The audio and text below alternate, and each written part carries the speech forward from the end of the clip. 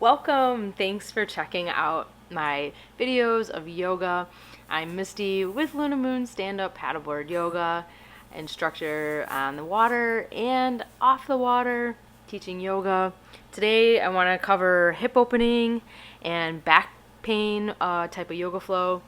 In the start, just get warmed up with some cat-cows, plank, moving through to a downward dog, taking a half vinyasa. Just going through some poses just to get warmed up and loosened up.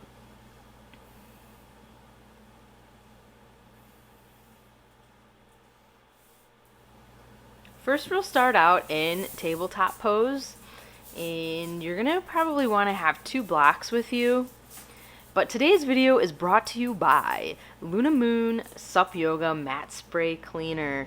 This is an all natural antifungal, antibacterial blend. Give your mat a little spray down before you get started. And here we are, let's get started. Tabletop pose, having our two blocks nearby. We're gonna start with box hip opener. Now, this is a less aggressive type of hip opener. You're going to want to have both legs at 90-degree angles, just like a box, hence the name of the pose. And the blocks are going to go inside arch of your foot. Now, I'm using two to get started. You want to try to elongate your spine, and with your next exhale, start to fold down, hinging, breathing into your right hip space. Test out your levels of the blocks. If you want to come down a little bit closer, get a little more aggressive hip opener, you can take the blocks away. I suggest maybe testing it out first with the blocks to see where you're at in your range of movement, and as you start to loosen up, maybe you can eliminate the blocks. But again, don't think of the blocks as a beginner level or a crutch. Think of it as an enhancement. It's enhancing your pose. It's keeping you a little more stable and controlled with the pose. So we'll go on to side two, the same. You'll see both of my legs are at the 90-degree angles, front knee tracking down the ankle. Here hinging at the hip. Again, starting with the two blocks and possibly eliminating them as you breathe into it. Use your exhale to fold down. Use an inhale to peak up halfway and come back down into it, or you're ready to go. A few cat-cows, sway it out, shake it out, let it go. And we'll go on to another hip opener in a seated figure four. Another one I'll cover in the next series is a on your back figure four. This one you might find to be a little bit more aggressive if you're super tight in your hips. You can use your blocks underneath your palms back behind you. Just make sure you kind of move them around back there, and you want to bring your ankle to the left knee. Now I'm sliding my left foot forward just an inch or two to give me a little bit more space, especially if I need it in the hip joint. I'm a little more open, so I feel it more in this pose than I do box hip opener. Now everybody's different. You want to place the ankle right at the knee. Give yourself a lift. Remember to lengthen your spine. Use an inhale, and then your exhale, breathe into it.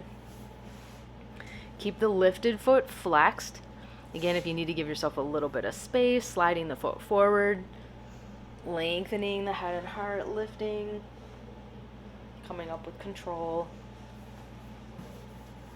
And take a couple rounds of breath there. Maybe letting the knees go from right to left. Sway it out. Soles of feet together. Knees wide. You can fold forward. Use your exhale. Let it go.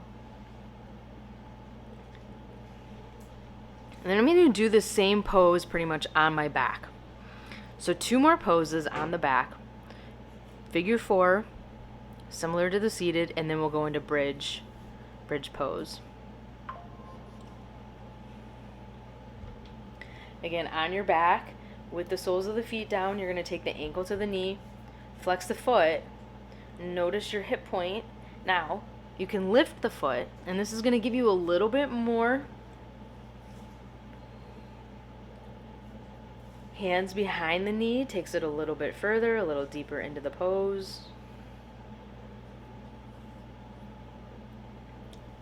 And give yourself a little check. Check in with the breath and the body. We'll change sides onto the left, ankle to the knee, lift the foot, flex it, and have the ankle in line with your knee. Very similar to like the figure four. We're just doing all of this for alignment. Give yourself a few rounds of breath there, and then allow yourself to sway the knees left and right coming out of it, massaging the low back. And then from here, we'll set up for bridge pose. Elbows by the sides. You want to puff the chest. Root through your feet. You'll use your inhale to lift the hips. Chin to the chest here. Keeping the glutes soft. Use your breath, checking in with the pose. And again, back to the block. You can add the block underneath your low back. It helps give you a little bit of support, but it also arches the back just a little bit. So as much as you might think of it as a crutch, it's really actually giving you a little bit more support. Arms can come down underneath the low back and interlace. I used the mid-level of the block on that one.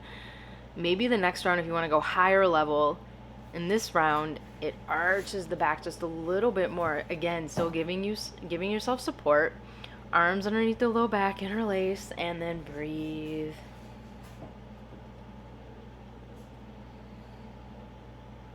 Hanging out and breathing as long as you want, as the body allows. When you come back down, use your exhale, let it go. Slow and steady, massaging the low back, bringing the knees together and let your feet walk out wide to the long edges of your mat. And then if you only do this flow, allow yourself to close it out here, bringing the one knee at a time into the chest. Give it a little squeeze. Flex both feet. Massage it out again. And then bringing the arms out to a side. Give yourself a little twist. Gazing into the opposite direction. You can change sides. And take your time here. Maybe a little added sigh out through the mouth.